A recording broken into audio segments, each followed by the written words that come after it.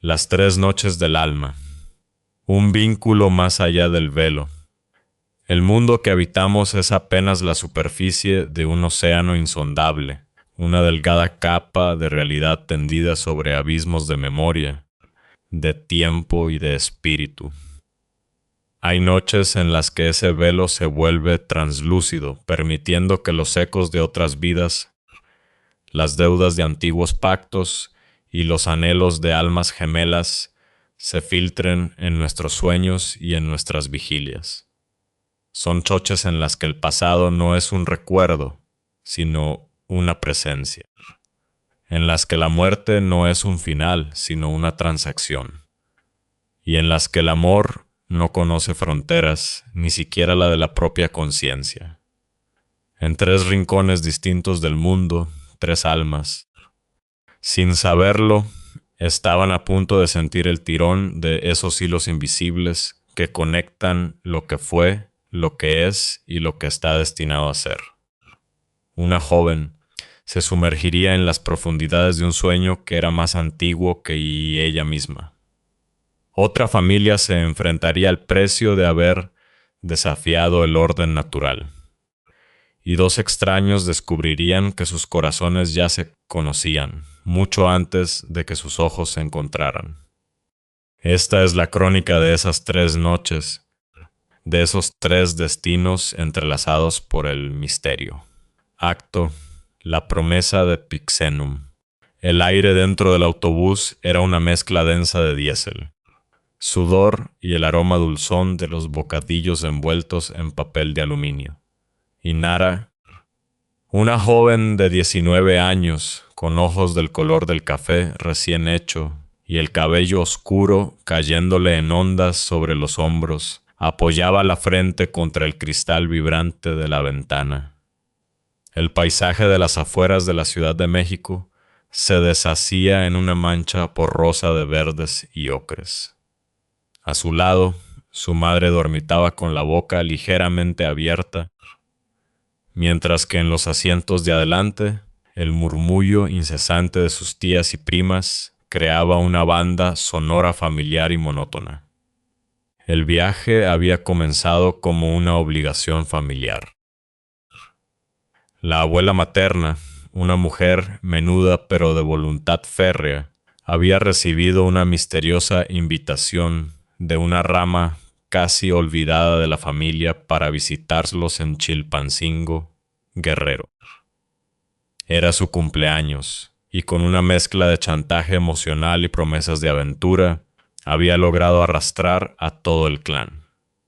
Para que no vaya sola, había dicho, aunque todos sabían que la abuela era la persona menos indefensa que conocían. Y Nara sentía una extraña inquietud. No era por el viaje en sí, sino por el recuerdo de la noche anterior. Había seguido su rutina como un autómata.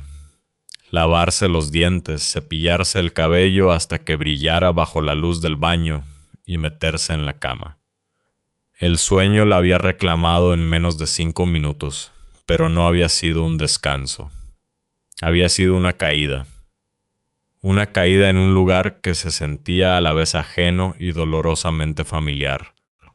Cuando despertó dentro de ese sueño, se encontró en el mismo autobús con la misma familia, recorriendo la misma carretera. Pero el aire era diferente.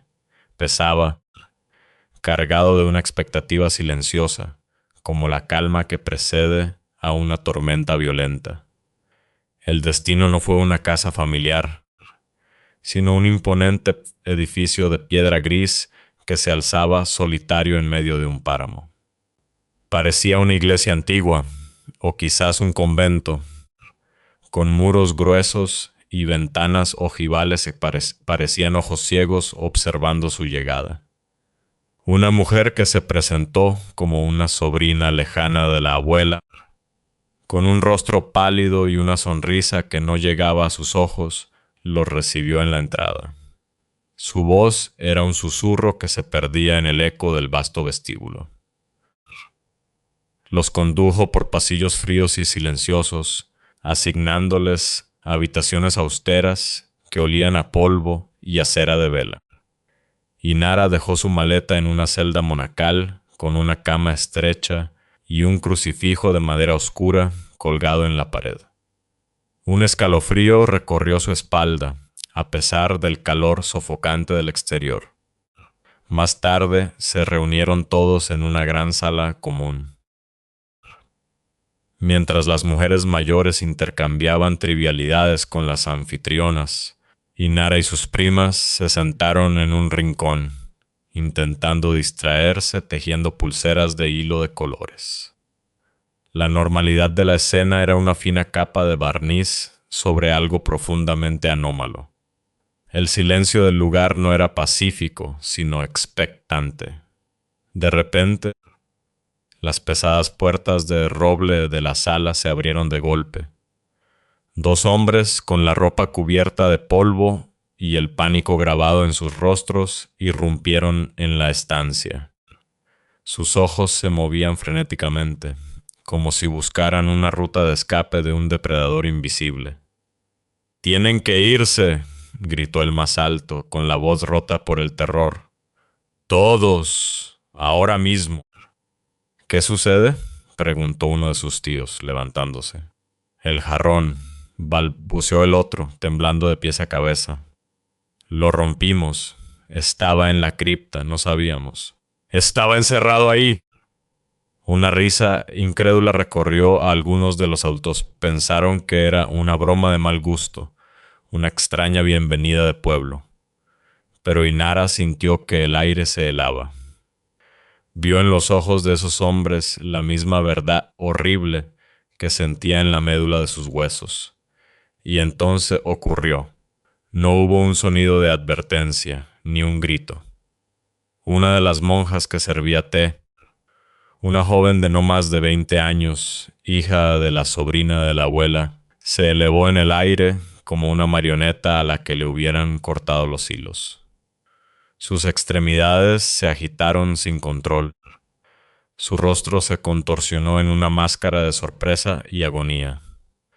Flotó por un instante en el centro de la sala, suspendida contra la penumbra del techo alto, y luego, con un chasquido húmedo y espantoso que silenció el mundo, su cuerpo se partió en dos. Las dos mitades cayeron al suelo con un peso muerto, desatando un torrente carmesí sobre las baldosas de piedra. El grito colectivo fue un muro de sonido que se estrelló contra el silencio. El pánico fue instantáneo, una bestia desatada. Inara y sus primas, unidas por el terror puro, salieron despavoridas de la sala, sus pulseras de colores cayendo olvidadas al suelo manchado. Corrieron para advertir a los demás, pero ya era tarde.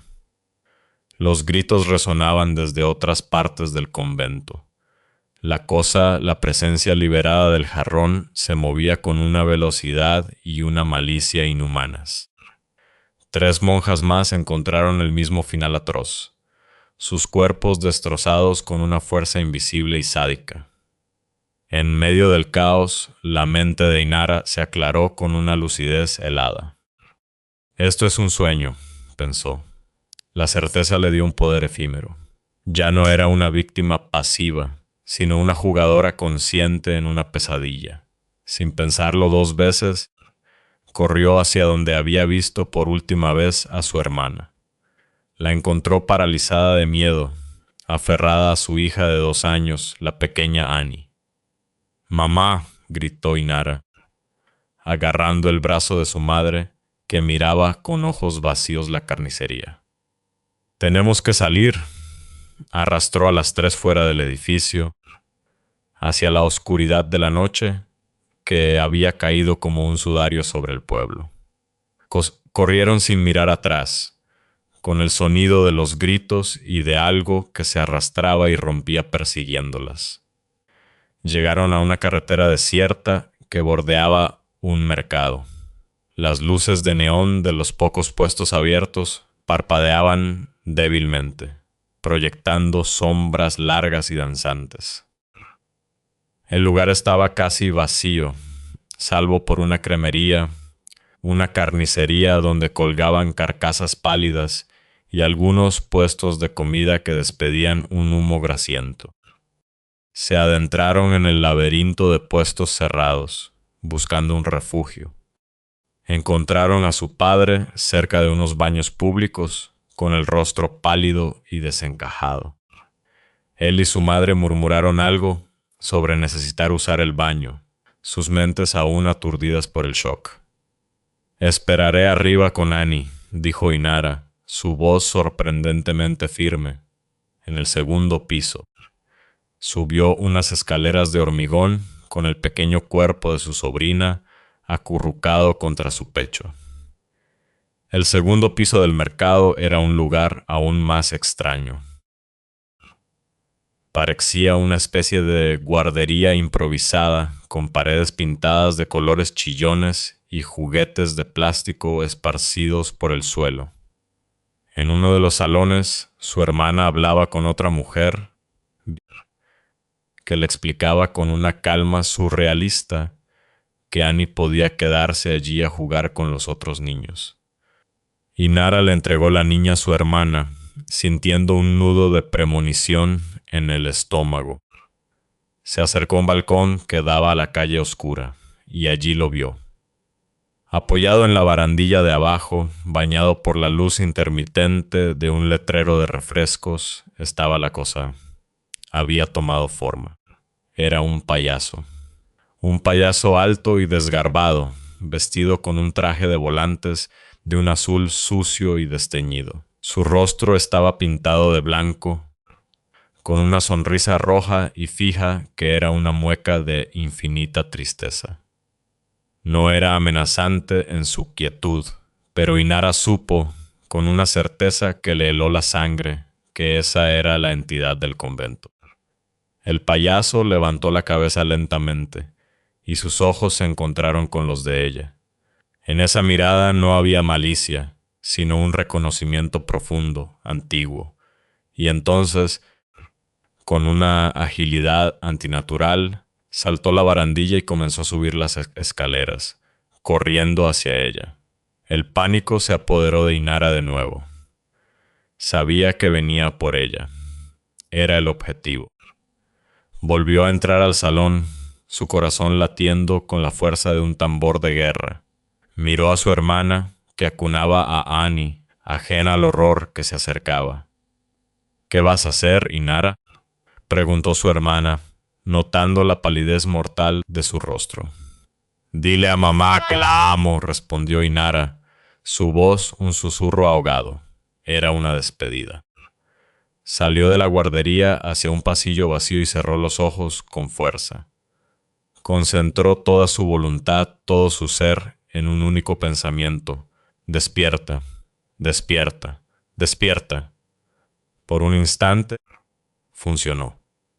Sintió la textura familiar de sus sábanas, vio la silueta de la cortina de su habitación recortada contra la luz de la luna.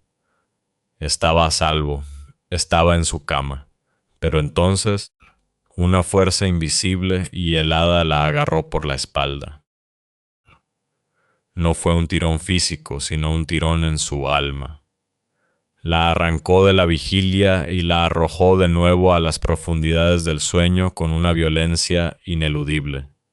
Cuando abrió los ojos, estaba de vuelta en el pasillo de la guardería, y él estaba allí.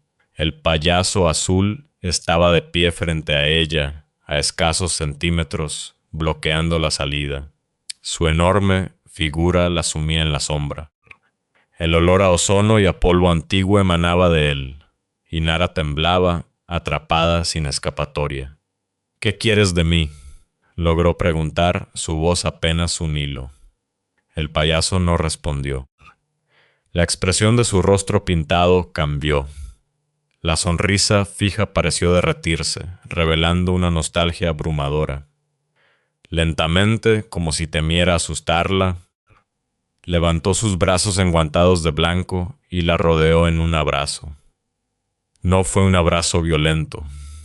Fue un abrazo desesperado, lleno de un anhelo que parecía abarcar siglos. Inara se quedó rígida, confundida.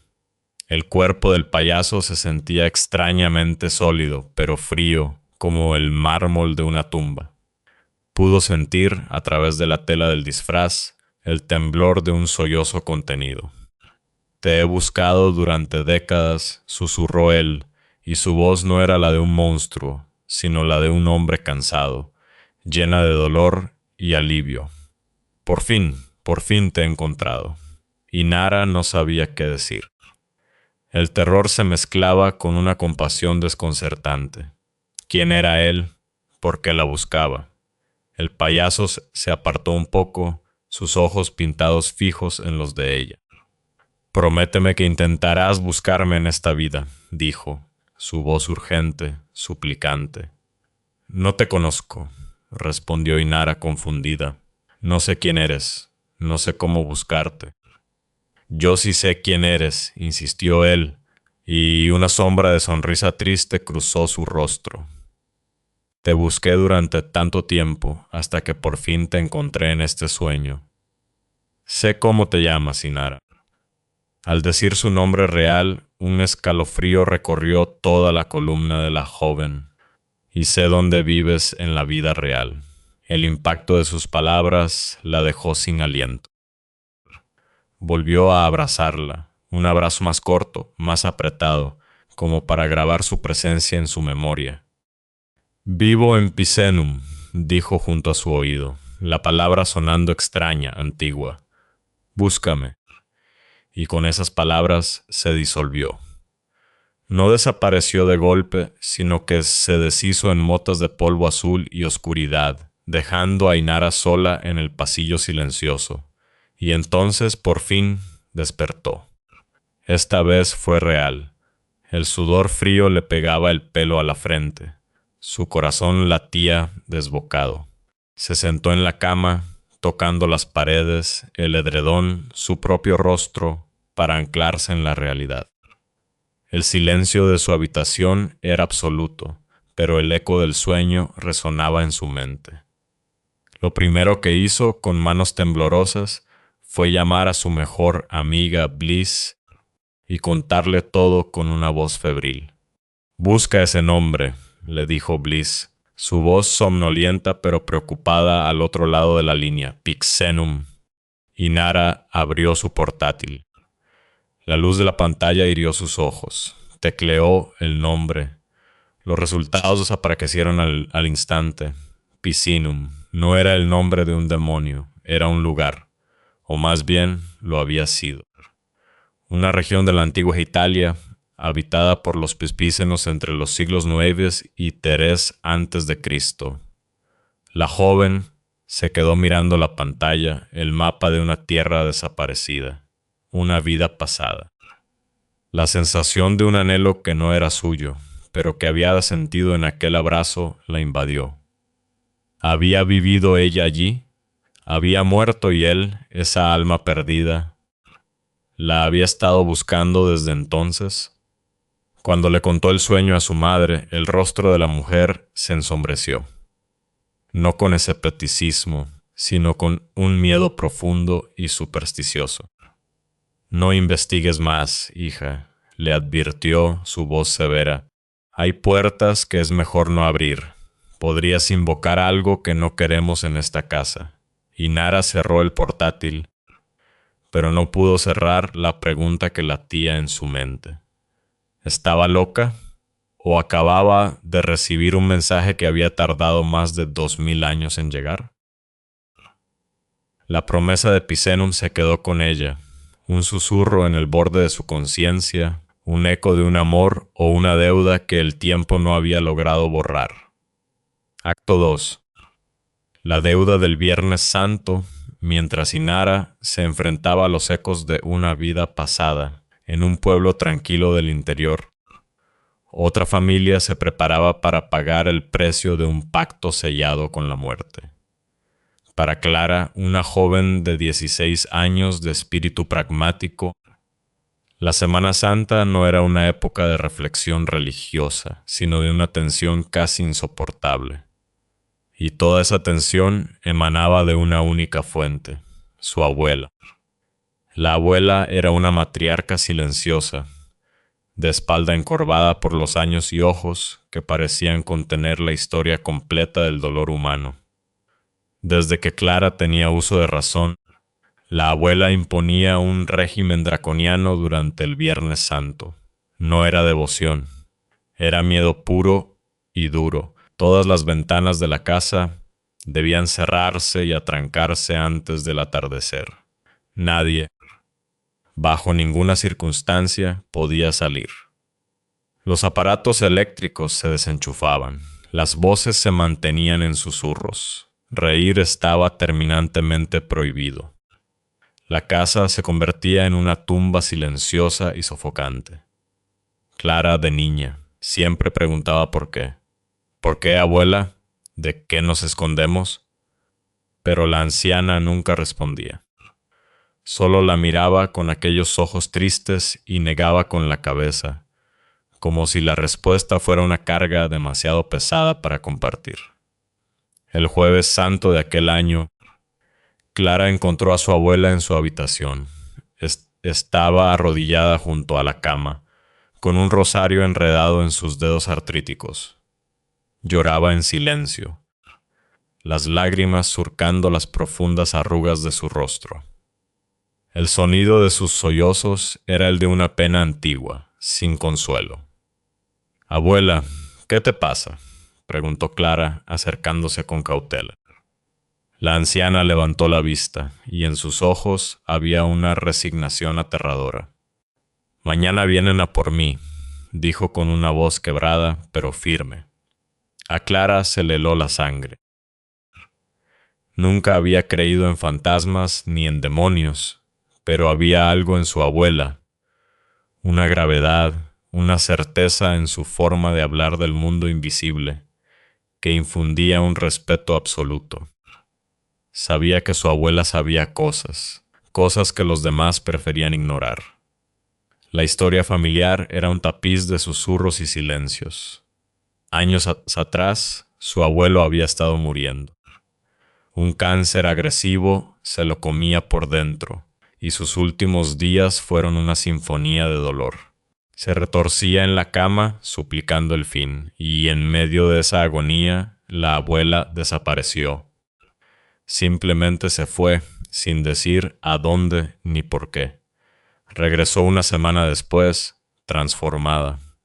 Tenía la cabeza completamente rapada y en su antebrazo izquierdo 3 cicatrices recientes, finas y rojas, formaban una flecha que apuntaba hacia su mano. Nunca habló de ello.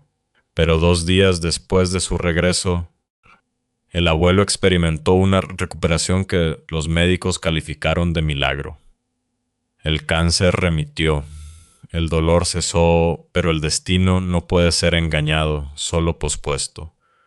5 meses más tarde, mientras montaba a caballo, un animal manso que había tenido durante años, el abuelo sufrió una caída extraña. Se rompió el cuello, murió en el acto. Desde ese día, la abuela no volvió a salir de casa. Se encerró en su luto y en sus rituales, esperando cada año la llegada del Viernes Santo como un condenado espera al verdugo. Al día siguiente, la casa era una fortaleza de silencio. Clara, sus padres y su hermana pequeña se movían como fantasmas entre las habitaciones en penumbra.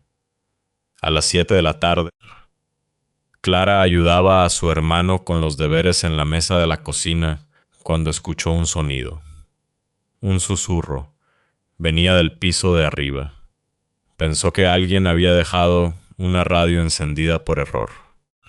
Subió las escaleras de puntillas, el crujido de la madera sonando como un disparo en el silencio. Los susurros se hacían más claros a medida que se acercaba a la habitación de su abuela. No era una radio, eran voces. Plural se asomó por la rendija de la puerta entreabierta. Su abuela estaba sentada en el borde de la cama, de espaldas a ella, pero no estaba sola. Las sombras en la habitación parecían más densas. Se retorcían y se arremolinaban a su alrededor como humo negro, y de esas sombras surgían los susurros, un lenguaje sibilante y antiguo que erizaba el vello de su nuca. Entonces, la abuela giró la cabeza lentamente, como si una fuerza externa la estuviera moviendo. Su cuerpo era el de su abuela, el vestido de flores gastado, las manos arrugadas sobre el regazo. Pero sus ojos no eran los suyos. Eran dos pozos de oscuridad, vacíos de toda emoción, salvo por un frío y depredador reconocimiento. Una voz, que no era la de su abuela, salió de su boca. Era una voz rasposa, doble, como si dos seres hablaran al mismo tiempo. «Lárgate».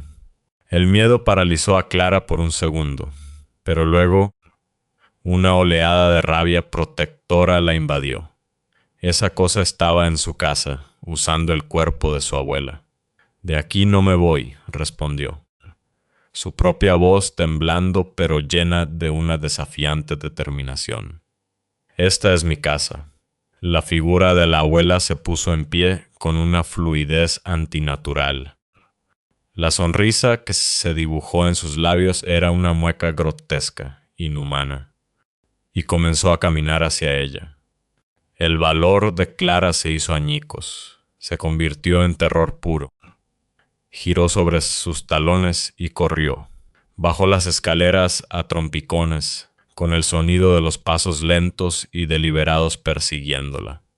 En su pánico solo tenía un pensamiento: escapar. Olvidó la regla, la advertencia, el miedo de toda su vida. Llegó a la puerta principal, forcejeó con el cerrojo, lo abrió y salió a la calle. En el preciso instante en que sus pies tocaron la acera, un grito ahogado resonó a sus espaldas. Se giró justo a tiempo para ver cómo el cuerpo de su abuela, que se había detenido en el umbral, se desplomaba hacia adelante como una muñeca de trapo, inerte. Su madre apareció corriendo desde la cocina, con el rostro descompuesto por el horror. No corrió hacia la abuela. Corrió hacia Clara, y su mirada no era de preocupación, sino de una acusación devastadora. «¿Qué has hecho?», gritó, su voz desgarrada por el dolor y la furia.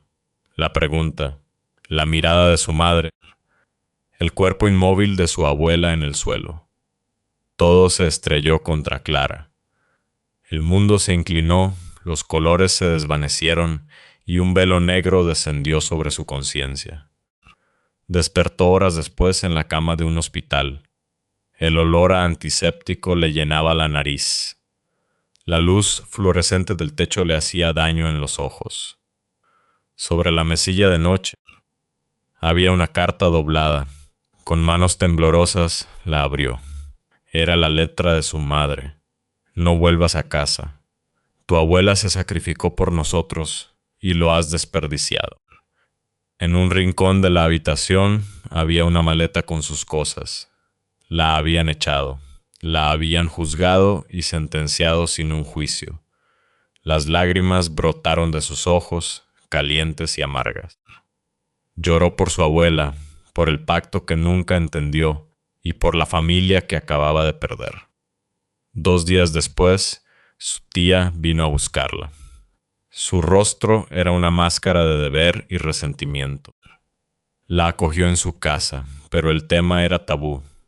El aire entre ellas era denso de palabras no dichas, de culpas no perdonadas. La única que le seguía hablando era su hermana pequeña, a escondidas, en llamadas susurradas por teléfono. Clara se quedó sola con sus preguntas. ¿Qué pacto había hecho su abuela? ¿Había intercambiado su propia alma por unos meses más de vida para su marido? ¿Y era el Viernes Santo el día en que venían a cobrar la deuda? Al romper la regla, al abrir la puerta, había roto ella el círculo de protección, permitiendo que se la llevaran. La culpa era una compañera constante, un peso que la aplastaba. Era una víctima de circunstancias que no comprendía, pero para su familia era la única culpable. La flecha de cicatrices en el brazo de su abuela era un mapa de un sacrificio que ella, sin saberlo, había profanado. Acto 3. El reencuentro de las almas. El sacrificio, el pacto y la pérdida dejaron una cicatriz en el alma de Clara, una herida que el tiempo apenas podría sanar. Pero el universo, en su infinito y a veces cruel misterio, también teje hilos de unión. Hilos que no nacen del dolor, sino de un anhelo tan puro que puede cruzar la frontera misma de la conciencia. En el norte de España, en la vasta y silenciosa tierra de Castilla y León, una joven llamada Nerea estaba a punto de descubrir la fuerza de esos hilos. A sus 18 años, Nerea vivía una vida tranquila, anclada en la normalidad. Pero sus noches eran un portal a otro mundo. Todo comenzó con un sueño. Se encontraba en un parque de atracciones vibrante y ruidoso, similar a la Warner de Madrid. Las luces de colores parpadeaban, la música de los carruseles sonaba a lo lejos y el olor a algodón de azúcar flotaba en el aire. Cerca de ella, un grupo de niños reía mientras un payaso explotaba globos. El sonido agudo y repentino de las explosiones la hizo estremecer. Odiaba ese ruido. Se tapó los oídos con las manos, como siempre hacía en la vida real, y decidió alejarse. Justo cuando se daba la vuelta para irse, una mano cálida y firme agarró la suya. Un chico la estaba mirando, con una sonrisa amable. Tenía el pelo teñido de un rojo intenso, cortado justo por debajo de las orejas, y 2 piercings, uno en el labio y otro en la ceja. Nerea nunca lo había visto en su vida, pero no sintió miedo. Al contrario, sintió una confianza inmediata, una extraña sensación de familiaridad. Él la apartó corriendo del ruidoso grupo, llevándola hacia una zona más tranquila del parque. Nerea, plenamente consciente de que estaba soñando, se dejó llevar. Pasearon por tiendas llenas de souvenirs imposibles, hablaron y rieron como si se conocieran de toda la vida. Justo antes de que el sueño terminara, él se detuvo, la miró una última vez y le dedicó una sonrisa que parecía de pura gratitud. Y Nerea despertó. Tenía los ojos abiertos de par en par, el corazón latiéndole con fuerza. Abrazaba con fuerza el peluche con el que dormía desde niña. Una extraña sensación de abandono la invadió, como cuando un buen amigo se va después de una larga visita. La nostalgia era tan real, tan palpable, que la acompañó durante todo el día. Aquella noche volvió a soñar. Estaba sentada en el banco de un parque tranquilo al atardecer. Esperaba, aunque no sabía a quién. Entonces lo vio a lo lejos. Era él, el chico del pelo rojo. Caminaba hacia ella con una flor en la mano. Se sentó a su lado, le entregó la flor y siguieron hablando, retomando la conversación donde la habían dejado la noche anterior. Y de nuevo despertó.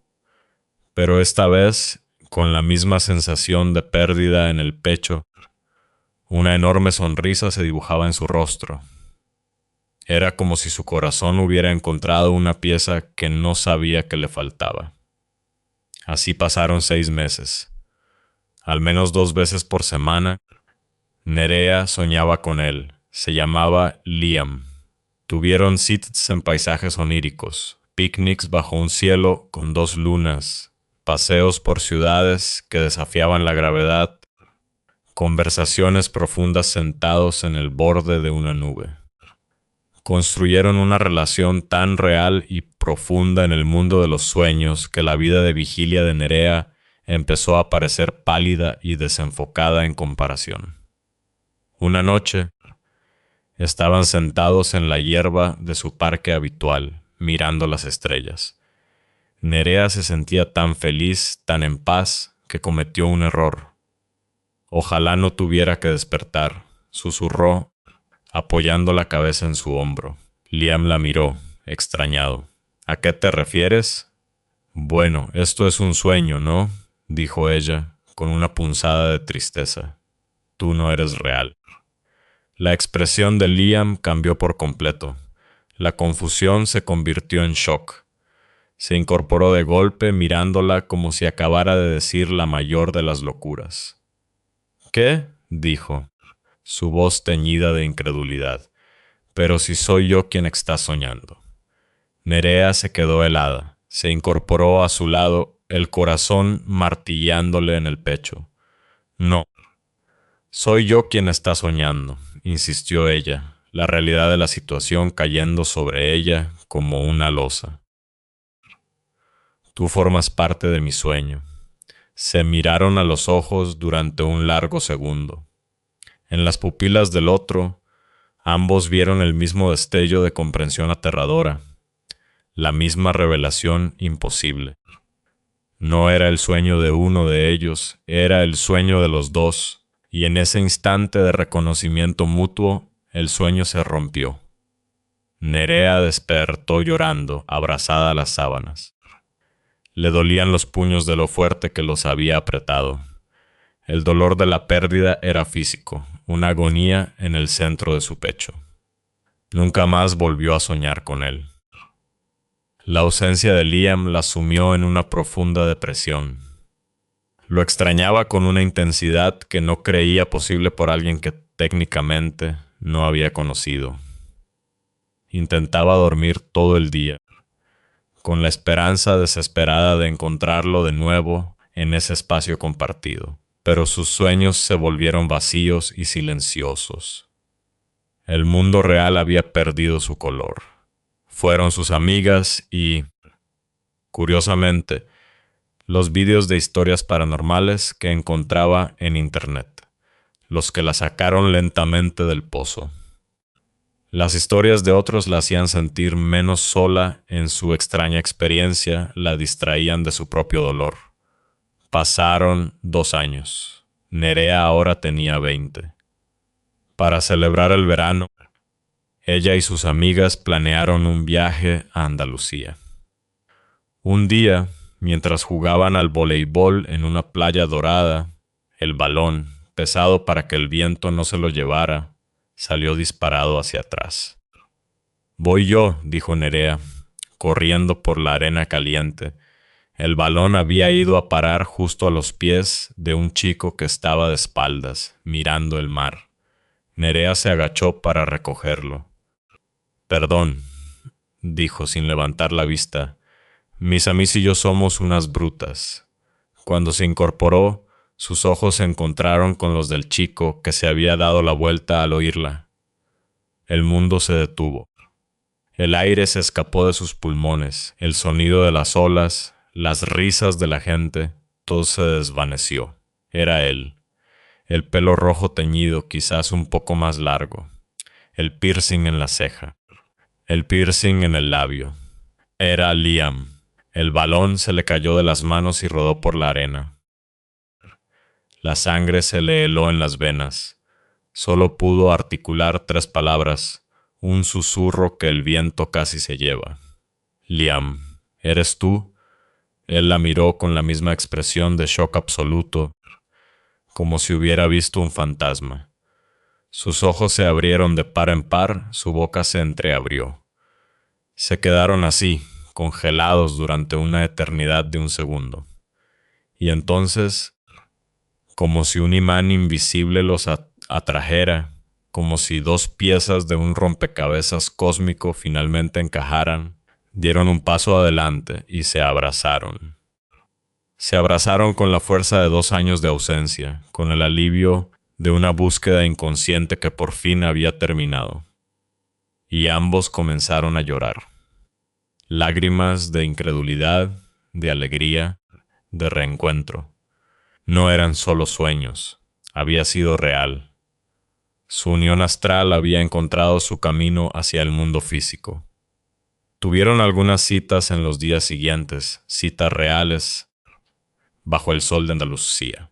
Y el resto, como ella diría más tarde, es historia.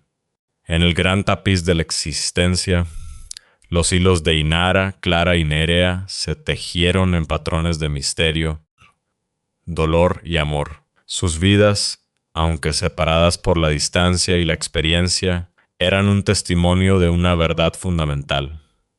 El velo entre los mundos es permeable. Un alma puede buscar a su compañera a través de los siglos. Un pacto puede exigir su pago en una noche sagrada. Y dos corazones pueden encontrarse en el infinito lienzo de los sueños, mucho antes de que sus manos puedan tocarse. Porque hay vínculos más fuertes que el tiempo, deudas más antiguas que la memoria y un amor que ni siquiera el despertar puede romper.